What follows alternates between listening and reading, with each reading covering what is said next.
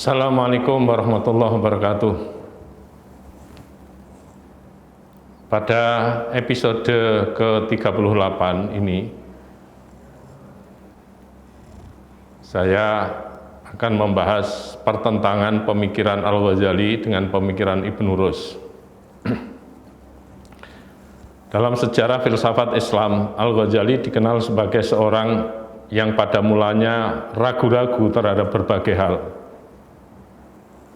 Keraguan-raguan ini tampaknya timbul lantaran pelajaran ilmu kalam yang diperoleh Al-Ghazali dari Al-Juwaini.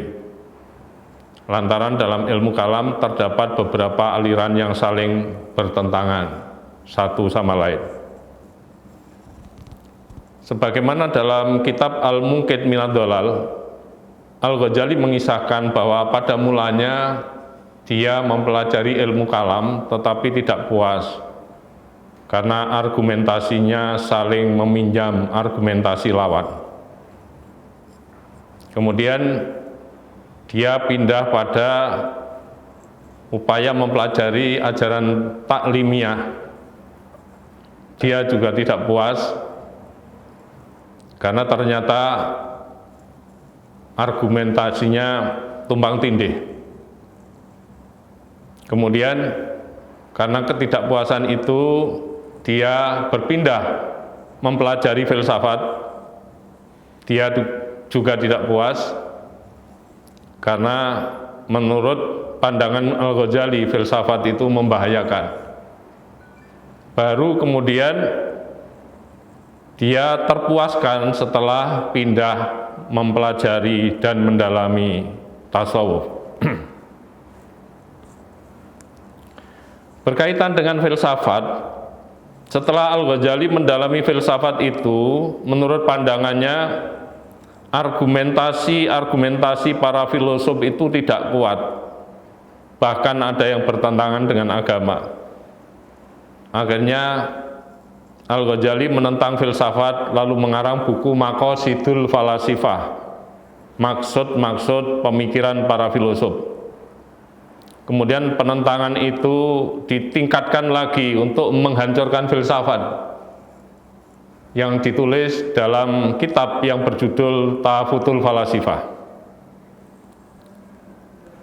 Akhirnya Ghazali tidak percaya pada filsafat dan memandang bahwa para filosof itu sebagai ahli bid'ah, yaitu tersesat dalam beberapa pendapat mereka. Di dalam kitab Tahafutul Falasifah tersebut, Al-Ghazali menyalahkan 20 pendapat para filosof. Dari 20 pendapat itu ada 3 hal yang menyebabkan kekafiran. Yang pertama adalah alam itu kekal, dalam arti tidak bermula. Yang kedua, Tuhan tidak mengetahui perincian yang terjadi pada alam. Dan yang ketiga, tidak ada pembangkitan jasmani di akhirat. Menurut Imam Ghazali, bahwa alam itu kekal dalam arti tidak bermula, tidak dapat diterima dalam teologi Islam. Dalam teologi, Tuhan adalah pencipta.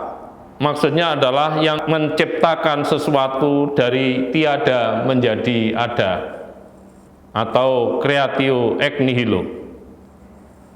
Kalau alam ini tidak bermula, maka alam bukanlah diciptakan, sehingga Tuhan bukanlah pencipta. Sedangkan dalam Al-Quran ditegaskan bahwa Tuhan adalah pencipta segala sesuatu. Tidak ada orang Islam yang menganut faham bahwa alam ini tidak bermula. Kemudian jawaban dari para filosof terhadap serangan-serangan Al-Ghazali itu diwakili dan disampaikan oleh Ibnu Rus melalui karyanya Tahafutut Tahafut. Artinya kekacauan di atas kekacauan. Menurut Ibnu Rus, bahwa pendapat kaum teolog mengenai alam itu dijadikan dari tiada, tidak memiliki dasar syariat yang kuat. Ini hanyalah merupakan pendapat atau penafsiran kaum teolog atau kaum mutakallim. Ibnu Rus mengajukan beberapa ayat Al-Quran, antara lain ayat Al-Quran yang mengatakan bahwa alam dijadikan bukanlah dari tiada, tetapi dari sesuatu yang telah ada. Dalam surat Hud ayat 7, wa walladzi khalaqas samawati wal arda fi sittati ayyam wa kana arshuhu 'alal ma' liyabluwakum ayyukum ahsanu amala. Dialah zat yang telah menciptakan langit-langit dan bumi dalam tempo 6 hari, sedangkan tahta kekuasaan Tuhan berada di atas air. Hal ini untuk menguji kepada kamu sekalian siapa yang paling baik amalnya. Menurut Ibnu Rus, ayat ini mengandung pengertian bahwa sebelum adanya langit-langit dan bumi sebagai alam, telah ada air dan tahta kekuasaan Tuhan. Kemudian ayat yang kedua yang disitir oleh Ibnu Rus adalah sumastawa ila sama wa yadukhon. Kemudian Tuhan waktu itu naik ke atas langit, sedangkan langit masih dalam keadaan uap. Sehingga Ibnu Rus menafsirkan bahwa ayat ini mengandung pengertian bahwa langit dijadikan dari uap. Kemudian ayat yang ketiga yang dikutip oleh Ibnu Rus adalah surat Al-Anbiya ayat 30, yaitu awalam yaral ladzina kafaru annas samawati wal arda kanata ratqan fafataknahuma wa ja'alna minal ma'i kulla shay'in hayyin. Apakah orang-orang kafir tidak melihat bahwa langit-langit dan bumi itu pada mulanya bersatu, kemudian kami pisahkan? Kami telah menjadikan segala sesuatu yang hidup itu dari air. Maka kesimpulannya, sebelum bumi dan langit dijadikan, menurut analisis Ibnu Rus, telah ada benda lain, yaitu air dan juga uap. Uap dan air itu berdekatan. Maka bumi dan langit dijadikan dari uap atau air, dan bukan dijadikan dari tiada menjadi ada. Jadi alam dalam arti unsurnya bersifat kekal dari zaman lampau, yaitu qadim. Selanjutnya alam itu bersifat kekal dalam zaman depan berdasarkan surat Ibrahim ayat 48. Yauma tubaddalul ardu ghairal ardi was samawat wa barazu lillahil wahidil qahhar. Pada suatu hari bumi ditukar dengan bumi lain, demikian pula langit. Semuanya akan datang ke hadirat Allah yang Maha Esa lagi Maha Kuasa. Ibnu Rus mendasarkan ayat ini menyatakan bahwa alam itu memang benar diwujudkan, tetapi diwujudkan secara terus-menerus. Maka alam itu kekal. Karena itu pendapat para filosof tentang kekekalan alam tidaklah bertentangan dengan ayat-ayat Al-Quran. Apalagi tidak ada ayat yang tegas yang menyatakan bahwa alam itu diadakan dari tiada. Selanjutnya Ibnu Rus mengatakan bahwa pengetahuan Tuhan ini untuk menjawab persoalan kedua yang dianggap menyebabkan kekafiran oleh Ghazali tadi, bahwa pengetahuan Tuhan tentang perincian yang terjadi di alam tidak sama dengan pengetahuan manusia tentang perincian itu. Pengetahuan manusia mengambil bentuk efek, sedangkan pengetahuan Tuhan merupakan penyebab, yaitu sebab bagi terwujudnya perincian itu.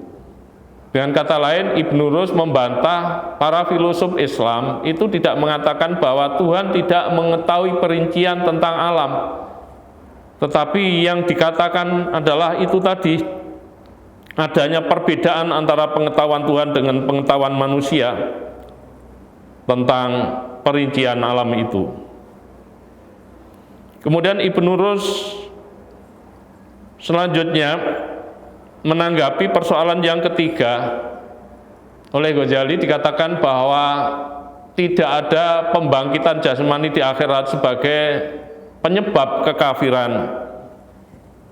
Dari filosof Islam yang mengatakan, baik Al-Farabi maupun Ibnu Sina.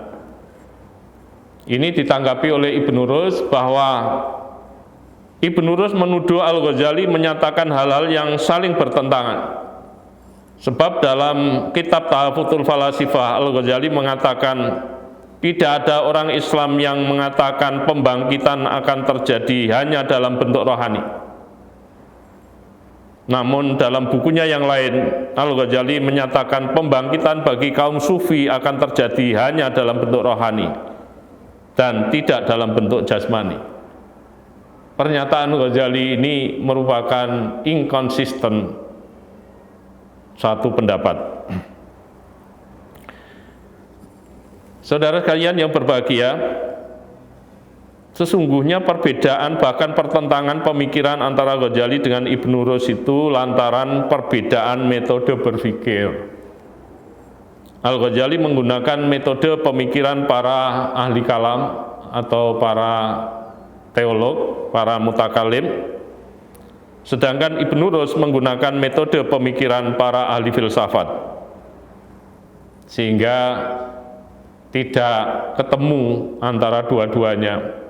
Yang sesungguhnya baik pemikiran Al-Ghazali maupun pemikiran Ibnu Rus, dua-duanya juga mengandung penafsiran versi Ghazali dan penafsiran versi Ibnu Rus, hanya beda model berpikirnya.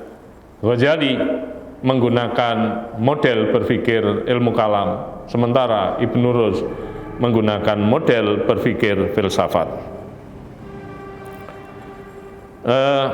Dari pertentangan itu kemudian seolah umat Islam dihadapkan dua opsi atau dua pilihan. Apakah umat Islam akan mengikuti model pemikiran Imam Ghazali atau model pemikiran Ibnu Rus? Ternyata umat Islam di dunia ini pernah secara global lebih dari 2/3 umat Islam di dunia ini ada dalam genggaman pengaruh Imam Ghazali. Sedang sisanya tidak ada sepertiga itu mengikuti model berpikir Ibnu Rus.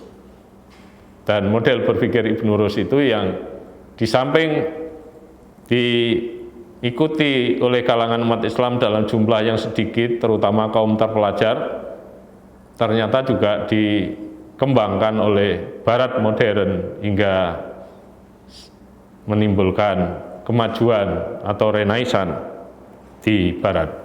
Demikian yang bisa saya sampaikan. Saya akhiri sampai di sini. Ihdinas siratal mustaqim, wallahul muwaffiq ila aqwamit thoriq. Wassalamualaikum warahmatullahi wabarakatuh.